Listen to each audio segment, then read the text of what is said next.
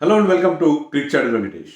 Last ఇయర్కి ముందు 12 ఏళ్ల పాటు మనం హోమ్లో సొంత గడ్డ మీద ఒక్క టెస్ట్ సిరీస్ కూడా ఓడిపోలేదు. కానీ లాస్ట్ ఇయర్ న్యూజిలాండ్ మనని 3-0తో ఓడించి చిత్తు చేసింది, వైట్ వాష్ చేశారు. కానీ 12 నెలల లోపు మళ్ళీ రెండోసారి మనం మళ్ళీ హోమ్లో స్వదేశంలో మరొక టెస్ట్ సిరీస్ ఓడిపోబోతున్నాం. ఓకే, రేపు మన టీం చాలా కష్టపడి డ్రా చేసిందని అనుకుందాం. డ్రా ఛాన్సెస్ ఉన్నాయి, చాలా తక్కువ ఉన్నాయి నన్ను అడిగితే. చేసినా సరే సిరీస్ పోతుంది కదా. 1-0తో సౌత్ ఆఫ్రికా గెలవడానికి అంతా రంగం సిద్ధమైంది. 522 రన్స్ ఎంతో చేయాలి మన వాళ్ళు. Can they do it? 522 runs ఒక రోజులో చేసిన సందర్భాలు ఉన్నాయి. టెస్ట్ క్రికెట్లో ఒక 5 సందర్భాలు ఉన్నాయి. 2020 తర్వాత ఒక 2 సందర్భాలు ఉన్నాయి. కానీ అది ఆల్మోస్ట్ ఇంపాసిబుల్. పర్టికులర్ ఈ టీం విషయంలో మనకు అలా నమ్మకం లేనే లేదు. So chances are almost zero. I dare to say that India match గెలిచే ఛాన్సెస్ జీరో. 522 రన్స్ అది అంటే nothing is impossible in cricket. కానీ ఈ టీంకి అది ఇంపాసిబుల్ అనిపిస్తుంది. ఎందుకంటే వే దే ఆర్ ప్లేయింగ్ దారుణంగా ఆడుతున్నారు. దారుణంగా అంటే దారుణంగా బ్యాటింగ్, బౌలింగ్, ఫీల్డింగ్ అన్నింటిలో కూడా సౌత్ ఆఫ్రికా ముందు పూర్తిగా హ్యూమిలియేటింగ్గా ఓడిపోతున్నారు. ఫస్ట్ డే రోజున కాస్త మన టీం బెటర్గా పర్ఫామ్ చేసినట్టు అనిపించింది. వాళ్ళకంటే కొంచెం, నేను అప్పుడు కూడా చెప్పాను, కొంచెం వాళ్ళకంటే ఒక స్లైట్ ఎడ్జ్ మనకి కొంచెం పై చేయగా కనిపించింది మనకి ఫస్ట్ డే రోజు. కానీ డే 2 నుంచి కంప్లీట్గా వాళ్ళు డామినేట్ చేశారు. డే 2, డే 3, డే 4 కంప్లీట్గా they are having a vice like grip on this test match right now. 27-2 మనకి 1 అవర్ ఎంతో టైం ఇచ్చారు లాస్ట్ ఈరోజు 4th డే రోజున. దాంట్లో ఓపెనర్స్ ఇద్దరు ఇంటికి వెళ్ళిపోయారు. సో చాలా దారుణమైన పరిస్థితిలో ఉంది ఇండియన్ టీం. నాకు అర్థం కాని విషయం ఏంటంటే, ఇదే పిచ్ పైన మూడో రోజున మన టీం వాళ్ళు 201 రన్స్ మాత్రమే చేశారు, ఆల్అౌట్ అయిపోయారు. ఘనత వహించిన భారత్ బ్యాటింగ్ లైనప్ నంబర్ 8 దాకా మీకు batting lineup. Somebody like Washington Sundar who is a very good test batsmen who is batting at number 8. అంత బ్యాటింగ్ లైనప్ ఉండి కూడా మనం 201 మాత్రమే చేయగలిగాం. సరే, చాలామంది అన్నారు, నేను ట్విట్టర్లో పెట్టినా నువ్వు ఇంత ఎక్స్పీరియన్స్ ఉన్న క్రికెట్ అనలిస్ట్ అది మాత్రం తెలీదా? సెకండ్ డే రోజు పిచ్ చాలా కుల్దీప్ చెప్పినట్టు రోడ్ లాగా ఉంది. థర్డ్ డే రోజున there was wear and tear, ఆ మాత్రం నీకు తెలియదు అన్నారు. ఓకే, ఆ మాత్రం నాకు తెలీదు, ఐ అగ్రీ, నాకేం తెలీదు. మరి వాళ్ళు మనం 201 చేసాము. 4th డే రోజు మరింత పిచ్ ఇంకా దిగజారాలి కదా, ఇంకా వేర్ అండ్ టేర్ పెరగాలి కదా, ఇంకా డిటరేట్ కావాలి కదా. మరి 4th డే రోజున వాళ్ళు 5 వికెట్లు మాత్రం పోగొట్టుకుని 260 రన్స్ చేశారు. 260 రన్స్ చేశారు వాళ్ళు. సో వాళ్ళు ఆడగలుగుతున్నారు. మనకేమో మంచి స్పిన్నర్స్ ఉన్నారు వాళ్ళకి దేర్ త్రీ బౌలర్ టీం అది. కానీ వాళ్ళు మనని అంత తక్కువ స్కోర్కి అవుట్ చేశారు. మనం వాళ్ళని కనీసం ఆల్అౌట్ చేయలేకపోయాం. 5 వికెట్లు మాత్రం తీసి దాంట్లో 4 వికెట్లు జడేజానే తీశాడు with using all his experience. This is inexplicable. అంటే మన ఎంత దిగజారం టెస్ట్ క్రికెట్ టీమ్గా. అంటే మన ఇంగ్లాండ్లో ఏదో ఆడేం బాగానే ఉంది, కానీ ముఖ్యంగా సొంతగడ్డ మీద మనం ఎంత ఇల్ ఎక్విప్డ్గా ఉన్నాం, ఎంత మనం మన పిచ్ల మీద ఆడలేక పరిస్థితి, ఎలాంటి పరిస్థితి ఉందనేది ఈజీగా అర్థం. అండ్ మన batting failure, bowling failure, fielding failure, అన్ని రకాలుగా మన టీం ఈ మ్యాచ్లో చేతులెత్తేశారు. సో రేపు ఒక్కటి నేను అనేది ఏంటంటే, రేపు డ్రా చేసుకోవడం చాలా కష్టం. ఎందుకంటే ఈరోజు కూడా మనం చూసాం, ఫస్ట్ సెషన్లో 3 వికెట్లు పడ్డాయి. ఎందుకంటే there is some moisture. Jadeja ball beautiful ball to get rid of Markram. Even Washington సుందర్కు వేసిన బాల్ కూడా అది ఇట్ బిట్ ద సర్ఫేస్. ఆ బైట్ దొరికింది అతనికి. అది టెంబా బౌమా లాంటి ఒక మంచి బ్యాట్స్మెన్ అవుట్ చేశాడు.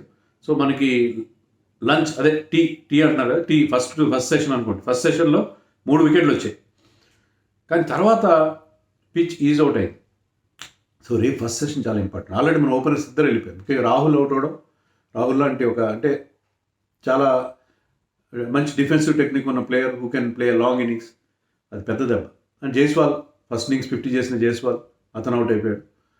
సో రేపు డ్రా చేయడం చాలా కష్టం. కానీ డ్రా చేస్తే సరే, మన టీం ఇంత దారుణంగా ఆడిన ఈ సిరీస్లో రేపు కనుక డ్రా చేస్తే 8 వికెట్లు నిలబెట్టుకుంటే అప్పుడు కొంతకైనా మనం we can salvage some reputation. కొంతైనా మనకి వ్రతం చెడ్డ ఫలితం దక్కిందంటారు. అట్లా సిరీస్ ఓడిపోయినా పర్లేదు, మన వాళ్ళు ఏదో కొంత రిజైలియన్స్ చూపించారు, కొంత పట్టుదలగా డ్రా చేసుకున్నారని ఒక చిన్నపాటి సాటిస్ఫాక్షన్, కన్సలేషన్ ప్రైజ్ ఇస్తారా, ఇలా కన్సలేషన్ ప్రైజ్ లాంటిది ఉంటుంది. కానీ అది కూడా నాకు కనిపించట్లేదు. ఎవరు ఆడతారబ్బా? రుజురులు ఆడతారు. ఈరోజు మళ్ళీ కుల్దీప్ యాదవ్ 22 balls వేసాడు, ఆడాడు నైట్ వాచ్మెన్కి వచ్చి. ఆ టఫ్ లాస్ట్ మూమెంట్స్లో with close fielders around him, breathing down his neck, ఆయన 22 balls ఆడాడు. More than what Jaiswal played only 19 balls. So application ఉంటే నువ్వు you can apply yourself, నువ్వు ప్రాపర్గా నువ్వు శ్రద్ధ పెట్టి ఆడితే you can still survive on that pitch. అంత డెమాన్స్ ఏం లేవు. నిన్న థర్డ్ డే తర్వాత వాషింగ్టన్ సుందర్ చెప్పాడు, వెరీ గుడ్ పిచ్ అది, మాకు డొమెస్టిక్లో అలాంటి పిచెస్ దొరకవు, చాలా మంచి పిచ్ అని చెప్పి. మరి అంత మంచి పిచ్ మీద ఎందుకు ఆడలేకపోతున్నారు మీరు? ఇది నాకు అర్థం కావట్లేదు. ఏమాత్రం జడేజా వచ్చాడు మ్యాచ్ తర్వాత ప్రెస్ మీట్, అందుకని నేను వీడియో లేట్ చేసింది. జడేజా ఏమంటాడంటే, సిచ్యుయేషన్ బట్టి మీరు అర్థం చేసుకోవాలి, టాస్ గెలిస్తే వేరే ఉండేది ఒక పరిస్థితి. అంటే టాస్ గెలిస్తే ఇండియాలో మీరు టాస్ ఓడిపోలేదు, ఎప్పుడు టాస్ ఓడిపోయి కూడా మ్యాచ్లు గెలలేదు. ఈ 12 ఏళ్ళు నేను చెప్పిన 12 ఏళ్ళ పీరియడ్లో ఎప్పుడు మీరు టాస్ ఓడిపోలేదా? టాస్ ఓడిపోయిన మ్యాచ్లు గెలిచారు కదా, ప్రతిసారి టాస్ గెలిచినప్పుడు మ్యాచ్లు గెలుస్తున్నారా? అంటే ఒప్పుకోవట్లేదు మన వాళ్ళు, మేము బాగా ఆడలేదు, ఒప్పేసుకోవచ్చు కదా. Yes, we have been outplayed by South Africa. అడిగారు అతను, South Africa team last time కంటే ఈసారి ఏమైనా చాలా స్ట్రాంగ్గా ఉంది. ఏం లేదు, అప్పుడు ఉన్న వాళ్ళే ఉన్నారు. ఈవెన్ ముత్తుస్వామి కూడా ఉన్నాడు. నాకు అప్పుడు ముత్తుస్వామి గుర్తుకోలేడు. లాస్ట్ టైం 2019లో మనం వాళ్ళు చిత్తుగా ఓడించాం, ఇన్నింగ్స్తో ఓడించాం, 200తో 3 మ్యాచ్లో 3 టెస్ట్లు ఆడాం, చిత్తుగా ఓడించాం. అప్పుడు ముత్తుస్వామి వైజాగ్లో ఈ స్కోర్ సమ్ రన్స్ 31, 41 చేసినట్టున్నాడు, నాట్అవుట్ లేదు. సో అదే టీం ఉంది, జడేజా అన్నాడు అదే టీం ఉంది. కానీ సిచ్యుయేషన్ బట్టి మీరు అర్థం చేసుకోవాలి, సిచ్యుయేషన్ డిఫరెంట్గా ఉంటుంది. ఒక సిచ్యుయేషన్ వాళ్ళకి కలిసి వస్తే మాకు కలిసి రాదు అని జనరలైజ్ చేసి చెప్పాడు. We're not accepting failures. నిన్న వాషింగ్టన్ సుందర్ వచ్చి ఏం చెప్తాడంటే, ఏంటి నిర్ణయం ఏంటి, మీరు బ్యాట్స్మెన్ ఏంటి చాలా షార్ట్స్ ఆడారు, అసలు డిఫెన్సివ్గా ఆడాలి కదా, నిలబడాలి కదా, test match kind of attritional cricket ఆడాలి, అట్రిషనల్ క్రికెట్ ఎందుకు ఆడలేదు మీరు అని అడిగితే, అది మాకేమి ఇన్స్ట్రక్షన్స్ లేవు, బ్యాట్స్మెన్ ఇష్టం వచ్చినట్టు ఆడాడు. బ్యాట్స్మెన్ ఇష్టం వచ్చినట్టు ఎలా ఆడతారు? టీం మీటింగ్ అవదా, టీం హడిల్ ఉండదా మీకు వెళ్ళేటప్పుడు? కోచ్ ఏం చేస్తున్నాడు, మీ ఇష్టం వచ్చిన ఆడుకోండి, మీ ఇష్టం వచ్చిన గేమ్ ఆడుకోండి, మీ న్యాచురల్ గేమ్ ఆడుకోండి అని పంపిస్తారు. అది చెప్పడానికి బ్యాటింగ్ కోచ్ ఉండేది, హెడ్ కోచ్ ఉండేది. ఇది నాకు అర్థం కాదు. అంటే ఇన్స్ట్రక్షన్స్ అవే ఉన్నాయి, ఏంటంటే మీరు షార్ట్స్ కోసం వెళ్ళండి, టెస్ట్ మ్యాచ్ విజయం కోసం వెళ్ళండి. బెంగళూరులో న్యూజిలాండ్ ఇదే పని చేశారు. సెకండ్ ఇన్నింగ్స్లో మనం ఆల్మోస్ట్ మ్యాచ్లో ఒక స్ట్రాంగ్ పొజిషన్, అంటే ఓటమి తప్పించుకునే పొజిషన్లో వచ్చింటే ఇప్పుడు 150 చేశాడు Sarfaraz and Virat Kohli scored a good knock. కానీ తర్వాత suddenly we thought that we should go for the win, టపటపా రెక్లెస్ షాట్స్ కొట్టారు, ఆ మ్యాచ్ పోయింది మనకి. అలాగే ఇక్కడ కూడా ఏంటంటే మన వాళ్ళు ఓకే 1-0 ఓడిపోయినా 2-0 ఓడిపోయినా ఒకటే, గో ఫర్ ద షాట్స్ అని చెప్పి టీం డిసైడ్ చేసుకుంది, టీం మేనేజ్మెంట్ డిసైడ్ చేసిన, కోచా మరి ఎవరైనా మనకు తెలియదు. కానీ అది ఫెయిల్ అయ్యేసరికి యాక్సెప్ట్ చేయట్లేదు, బ్యాట్స్మెన్ మీద నెట్టేస్తున్నారు. బ్యాట్స్మెన్ వాళ్ళు ఇష్టం వచ్చినట్టు ఆడారు, వాళ్ళకి వదిలేశారు. బ్యాట్స్మెన్ మీరు ఎలాంటి గేమ్ ఆడదలుచుకున్నారు అనేది బ్యాట్స్మెన్ వదిలేశారు అని వాషింగ్టన్ సుందర్ చెప్తారు. What is this? అంటే మీకు టీంకు స్ట్రాటజీ ఉండదా? బ్యాట్స్మెన్ ఎవరికి ఇష్టం వచ్చినట్టు వాళ్ళు ఆడుకోవచ్చా? అలాంటి ఇది ఎలా ఉంటుంది? టీం డెసిషన్ ఉండదా ఇది? దిస్ ఇస్ 100 రెడిక్యులస్, చాలా హాస్యాస్పదం. ఇంత హాస్యాస్పదంగా ఉండదు. అంటే కోచ్ తన స్కిన్ కాపాడుకోవడం, టు సేవ్ హిస్ స్కిన్, ఇట్లా మాట్లాడడం ఏంటో నాకైతే ఏం అర్థం కాలేదు. సరే, ఈరోజు మ్యాచ్ గురించి వద్దాం. ఈరోజు ఇద్దరు ఓపెనర్స్ ఇద్దరు బాగా ఆడారు. ఒకటి 35, 20. Markram unfortunate is very good player, I like him, but అతను పెద్ద స్కోర్ చేయలేకపోయాడు. జడేజా గాడ బ్యూటిఫుల్ డెలివరీ, అది టర్న్ అయింది, గ్రిప్ అయింది, బౌన్స్ అయింది, took the top of the off stump. And డిజోర్జిన్ కూడా జడేజాని అవుట్ చేశాడు. అండ్ బహుమాని వాషింగ్టన్ అవుట్ చేశాడు. సో లంచ్ ముందు, సరే టీ ఫస్ట్ సెషన్లో 3 వికెట్లు పడేసరికి పర్లేదులే, మన వాళ్ళు తొందరగా వీళ్ళు ఆల్అౌట్ చేస్తారు, విజయం కోసం వెళ్తారేమో, 450 ఎంతో టార్గెట్ ఉంటే దానికోసం ప్రయత్నం చేస్తారేమో, కష్టమే కానీ ప్రయత్నం చేసే అవకాశం, ఒక థియరాటికల్ ఛాన్స్ ఉంటుంది కదా అనుకున్నాం. కానీ తర్వాత ఒక సెంచరీ పార్ట్నర్షిప్ చూసాం between Tony de Zorzi and Tristan Stubbs basically white ball player. Already అతనికి మన ఏషియన్ టీమ్స్ మీద 2 hundreds ఉన్నట్టుగా, but he batted beautifully. So వీళ్ళిద్దరూ డిజోర్జీ కానీ స్టబ్స్ కానీ స్వీప్ కొడతారు, రివర్స్ స్వీప్ కొడతారు. మన స్పిన్నర్స్ని వాళ్ళ లైన్ అనేది ఎంతగా డిస్టర్బ్ చేశారు, మనం చేయని పది. రివర్స్ స్వీప్ కొడతారు, అప్పుడు ఎక్కడే బాల్ అని తెలియదు, స్వీప్ కొడతారు, లెంత్ విషయంలో డౌట్ వస్తుంది. రకరకాలుగా మన స్పిన్నర్స్ని ఎలా ఆడాలి అనేది కరెక్ట్. జడేజా ఒక్కడ అతను ఎక్స్పీరియన్స్లో అలాంటి వేరింగ్ పిచ్ మీద బౌలింగ్ చేయడం అది తెలుసు కాబట్టి ఈ bowled accurately and got 4 wickets వచ్చినాయి అతను. కుల్దీప్ని వాళ్ళు మొదట్లో కష్టపడ్డారు, అతను కుల్దీప్ని మామూలుగా ఈజీగా ఆడేస్తారు. Washington was okay, but he's not Ashwin లా కాదు అతను వాషింగ్టన్. సో మన స్పిన్నర్స్ ఫౌండ్ వాంటింగ్, వాళ్ళకి పేసర్స్కి ఎక్కువ బౌలింగ్ ఇవ్వలేదు. మంచి నిర్ణయం, ఎందుకంటే బౌలింగ్ దమ్ టు డస్ట్ చాలా అన్యాయం. వాళ్ళకి ఎక్కువ ఓవర్లు ఇచ్చేసి ఫస్ట్ ఇన్నింగ్స్లో చాలా ఓవర్లు వేశారు. ఈ మ్యాచ్లో ఎలాగూ వాళ్ళకి పెద్ద హెల్ప్ లేని దగ్గర ఇవ్వాల్సిన అవసరం లేదనుకున్నాడు కెప్టెన్. ఎక్కువ 5-6 ఓవర్లు వేశారు ఇద్దరు. ఒక్కరు 5-6 లేదు, అంతకంటే 6 ఓవర్లు వేసినట్టుగా ఉన్నారు. So that was a good decision. But anyway మన స్పిన్నర్స్ ఫౌండ్ వాంటింగ్. వాళ్ళు they scored freely and Tristan Stubbs ఒక 6 కొట్టాడు. స్లాగ్ స్వీప్ జడేజా బౌలింగ్లో మరొక స్లాగ్ స్వీప్ కొట్టబోయి బౌల్డ్ అయ్యాడు. Jadeja knows how to get him. కొద్దిగా టాస్ కొద్దిగా ఫ్లైట్ చేసి అతను ఊరించాడు. సో అది లాస్ట్ సెషన్లో ఎప్పుడైతే స్టప్స్ అవుట్ అయ్యాడో వాళ్ళు మనకి బ్యాటింగ్ ఇచ్చారు. మనకి బ్యాటింగ్ ఇస్తే మార్కో యాన్సన్ మరొకసారి, అంటే అతను ఇంకా న్యూ బాల్ స్వింగ్ చేద్దామా అలాంటి మొహమాటాలు ఏం లేవు. స్వింగ్ అవుతుంది, స్వీమ్ అవుతుంది, ఏం లేదు. రావడం గుద్దడం, బౌన్సర్లు. ఫస్ట్ ఓవర్ నుంచి జైస్వాల్ని ఇబ్బంది పెట్టాడు, భయంకరంగా ఇబ్బంది పెట్టాడు. ఒక ర్యామ్ షాట్ కొట్టాడు, 6 upper cut. But third time in the series Jaiswal got out to Marco Jansen. అతని ఫేవరెట్ కట్ షాట్. అవసరమా ఈ టైంలో? డే ఎండ్లో చివరకు సర్వైవ్ అయ్యి వికెట్ పోల్కొని నిన్న వాళ్ళు చేసిన అదే కదా. నిన్న South African openers they survive. Let us playing for the morrow అంటారు, రేపటి కోసం ఆడాలి కదా. అలా ఆడకుండా మంచి ఒక ఎక్స్పాన్సివ్ కట్ షాట్ ఎందుకు సరే విడ్త్ దొరికింది, కట్ చేయాల్సిన అవసరం లేదు. Just leave it alone.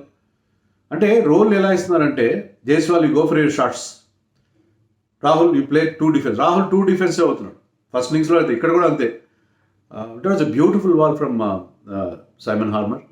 ఎందుకంటే ఆ బాల్ గాల్లో డ్రిఫ్ట్ అయింది అండ్ టర్న్ అయింది. But there was a gap between bat and bat. ఆ గేట్లోంచి వెళ్ళి స్టంప్స్ డిస్టర్బ్ చేశారు రాహుల్ ఏంటంటే మరీ డిఫెన్సివ్ మోడ్లోకి వెళ్ళిపోతున్నాడు. Complete defence first innings. అంటే జాగ్రత్తగా ఆడాలి, నేను చెప్తాను, ఒప్పుకుంటాను జాగ్రత్తగా ఆడాలి. కానీ మరీ అంత ఓవర్ డిఫెన్సివ్గా రాహుల్ని ఏమవుతున్నారంటే team management, okay you go and stay there, don't play any shots, Jaiswal go for your shots. So వాళ్ళని బలీకా బక్రా అంటారే, నువ్వు వాళ్ళకి ఒక్క రోల్ అసైన్ చేసేసి పంపిస్తున్నట్టుగా ఉన్నారు. So something is definitely wrong with this team. ఇదే ప్లేయర్స్ మనకి గతంలో మంచి, లాస్ట్ టైం అంతా ఎవరిని బ్లేమ్ చేశారు? న్యూజిలాండ్ తోడిపోతే విరాట్ కోహ్లీ సరిగ్గా ఆడట్లేదు, రోహిత్ సరిగ్గా ఆడట్లేదు, వీళ్ళందరినీ పక్కన పెట్టాలి, కుర్రాళ్ళని తీసుకురావాలి అన్నారు. మరి కుర్రాళ్ళు కూడా ఇలాగే ఆడుతున్నారు కదా. So something is definitely wrong with this Indian team in test matches. We're doing well in white ball cricket, అది 1 డేస్ కావచ్చు, T20s కావచ్చు. బట్ ఇక్కడ టెస్ట్ మ్యాచ్ల్లో ఏదో చాలా తేడా అవుతుంది, ఏదో తేడాగా ఉంది. సినిమా డైలాగ్ అంటారు ఏదో తేడాగా ఉందని, ఏదో తేడాగా ఉంది. ఆ తేడా ఏంటో నాకైతే, సరే మనం ఆ తేడా ఏంటో మనం ఈ సిరీస్ అయిపోయిన తర్వాత మాట్లాడుకుందాం. నాకుండే అభిప్రాయం నాకు చెప్తున్న సిరీస్ అయిన తర్వాత నేను చాలా ఓపెన్గా ఆ తేడా ఏంటో నేను మాట్లాడే ప్రయత్నం చేస్తాను. ప్రస్తుతానికైతే మ్యాచ్ డ్రా అయ్యే అవకాశాలు చాలా తక్కువ. ఆ పేషెన్స్ రిషబ్ పంత్ ఆడతాడా ఒక బ్రహ్మాండమైన ఇన్నింగ్స్, అలా ఆడే పరిస్థితుల్లో కనపట్లేదు. ఈ లుక్స్ అండర్ ప్రెషర్ క్యాప్టెన్సీ ఇచ్చిన తర్వాత. అండ్ ఇంకెవరున్నారు అక్కడ ఆడేది? ఎవరు ఆడతారు? నాకు Sai Sudarshan very lucky to survive. Umpires call వల్ల ఆన్ఫీల్డ్ అంపైర్ అవుట్ అవ్వలేదు కాబట్టి, లేకపోతే అతను కూడా హార్మర్ బౌలింగ్లో అవుట్ అయ్యాక వెళ్ళి ఉండేవాడు. ఇంకోసారి ఆల్మోస్ట్ ఈ ప్లేడ్ ఆన్ అయ్యాడు కేశవ్ మహారాజ్ బౌలింగ్లో. లాస్ట్ మినిట్లో బ్యాట్ పెట్టి బాల్ని స్టంప్స్ మీద వెళ్ళకుండా పక్కన. అతను అసలు is looking ill equipped to face to number 3 అని అనిపిస్తుంది నాకు. ఏమో బాగా ఆడతాడేమో అనుకున్నాం, కానీ అతను మాత్రం అంటే అతను ఈ లాంగర్ ఫార్మాట్ పనికొచ్చేట్టుగా లేడు. ఎవరు ఆడతారు? Who will play that long innings? I don't see anybody doing that. అందరూ వైట్ బాల్ ప్లేయర్స్ కదా వీళ్ళందరూ. So I think very disappointing. రేపు డ్రా చేసుకుంటే నేను మెచ్చుకుంటాను టీంని. డ్రా చేసుకుంటే పర్లేదు, కొంత హోప్. అంటే darkness at the end, light at the end of the tunnel అంటారు. ఒక సొరంగంలో వెళ్తుంటే మీకు చివరిలో చిన్న మిడికిమంటే ఒక ఆశాకిరణం కనిపిస్తే, అట్లా మనం మళ్ళీ స్వదేశంలో టెస్టులు బాగా ఆడగలుగుతాం. కనీసం ఒక రిజాల్వ్ చూపిస్తే ఫైట్ చేయండి. రేపు మ్యాచ్ ఓడిపోయినా సరే ఫైట్ చేయండి. లాస్ట్ సెషన్ దాకా తీసుకెళ్ళండి మ్యాచ్ని. మీరు పళ్ళ బిగువున మీరు ప్రయత్నం చేయండి, నిలువరించండి సౌత్ ఆఫ్రికన్ బౌలర్స్ని 3 సెషన్స్ పాటు. లాస్ట్కి వచ్చి మీరు ఆల్అవుట్ అయ్యి మ్యాచ్ ఓడిపోయినా నాకు ఇబ్బంది లేదు, but take the match up to the last session, last వరకు తీసుకెళ్ళండి. చేసుకుంటే డ్రా కాకపోయినా నేను ఓడిపోయినా కూడా మెచ్చుకుంటాను. కానీ అలా కాకుండా ఎందుకు ఎలా ఓడిపోతున్నాం అని చెప్పి 2 సెషన్స్లో చేతులు ఎత్తేసి ఇంటికి వెళ్ళిపోయి రెస్ట్ తీసుకుందాం అనుకుంటే భగవంతుడే కాపాడాలి ఇండియన్ టీంని, ఇండియన్ టెస్ట్ టీంని. ఏమంటారు?